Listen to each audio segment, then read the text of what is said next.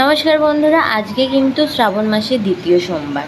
তো আমিও তাড়াতাড়ি করে ঘুম থেকে উঠে স্নান টান করে সবার প্রথমেই ঠাকুরকে সেবা দিয়ে দিয়েছি, মানে পুজো টুজো করে নিয়েছি কমপ্লিট করে।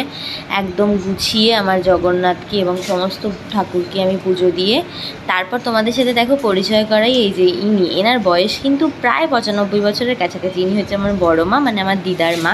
তো অনেক দিন বাদে দিদা বড় মা আমাদের বাড়িতে এসছে।